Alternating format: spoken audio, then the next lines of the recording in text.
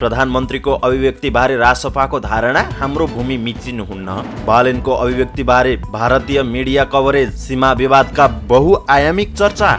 नेपाल भारत सीमा विवाद द्विपक्षीय संयन्त्रबाटै समाधान गरिने। तेस्रो पक्षको भूमिका अस्वीकार रहेको भारतको भनाई। प्रधानमन्त्रीले नेपालले पनि भारतको भूमि मिचेको छ भन्ने अभिव्यक्ति दिनुभएको छैन भन्दै सरकारका प्रवक्ता एवं शिक्षा तथा खेलकुद मन्त्री सस्मित पोखरेलको भनाई। प्रधानमन्त्री सदनप्रति उत्तरदायी हुनुहुन्छ, आवश्यक परे पुनः जवाफ दिनुहुनेछ, प्रवक्ता पोखरेलको भनाई। प्रधानमन्त्रीले सदनमा आएर माफी नमागेसम्म अरू विषयमा छलफल नहुने श्रम संस्कृति पार्टीका अध्यक्ष हर्क साम्पाङको माग। प्रधानमन्त्रीको अभिव्यक्तिप्रति अध्यक्ष राईको आपत्ति, सदनमा उपस्थिति प्रमाणित गर्न माग। प्रधानमन्त्रीले सीमा सम्बन्धी अभिव्यक्तिको पुष्टि नगरेसम्म संसद बैठक चल्न नदिने एमालेको जिकिर। प्रधानमन्त्री बालेन शाहले राजीनामा दिनुपर्ने नेकपा एमाले सांसद गणेश सिंह ठगुन्नाको माग। सभामुखले प्रधानमन्त्रीको अभिव्यक्तिबारे छलफल गर्न सर्वदलीय बैठक बोलाउनु पर्ने राष्ट्रिय प्रजातन्त्र पार्टीको माग। प्रधानमन्त्री कुनै दल विशेषको हुँदैन,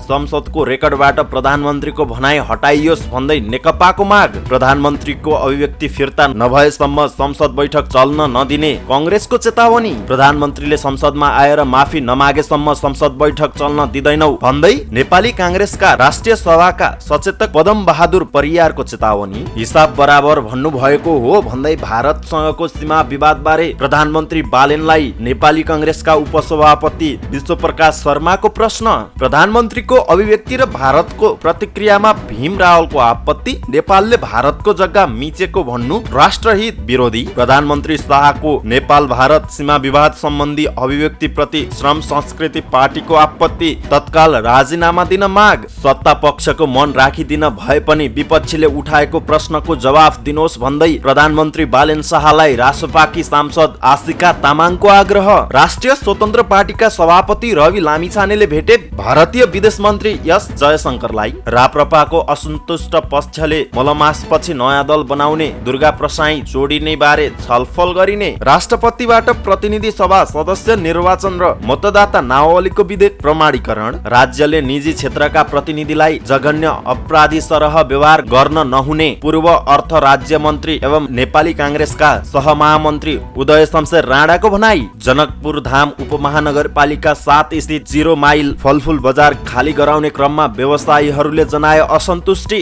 सूचना नदिई फलफुल बजारमा डोजर चलाइएको व्यवसायीको गुनासो। टिकटकर तुलसा अधिकारी विरुद्ध 500 पृष्ठको अभियोग पत्र, 21 करोडको स्रोत खुलेन, बकपत्र नसकिएपछि फेरि हिरासतमा पुगिन् टिकटकर तुलसा। 55 लाख रुपैयाँ कराईभित्र लुकाएर मलेसिया जान लागेका नेपाल एयरलाइन्सका एक कर्मचारी त्रिभुवन अन्तर्राष्ट्रिय विमानस्थलबाट पक्राउ। भारततर्फ अवैध निकासी गर्न लागि 70 बोरा फर्सीको बिउ बरामद। साना तथा मझौला उद्योगको प्रबन्धन बिना देशमा आर्थिक क्रान्ति असम्भव रहेको नेपाल उद्योग वाणिज्य महासंघका वरिष्ठ उपाध्यक्ष सुरकृष्ण वैद्यको भनाई। युरोपको रोजगारी संस्थागत रूपमा खुल्ला गर्ने गरी गृह कार्य भइरहेको युवा श्रम तथा रोजगारी मन्त्री रामजी यादवको भनाई। नीतिगत प्रभाव मार्फत विशेष सुविधा खोज्ने निजी क्षेत्रको प्रविधि हटाउनु पर्ने राष्ट्रिय योजना आयोगका उपाध्यक्ष गुणाकर भट्टको भनाई। समग्र अर्थतन्त्रलाई चलायमान बनाउने गरी बजेट नआएको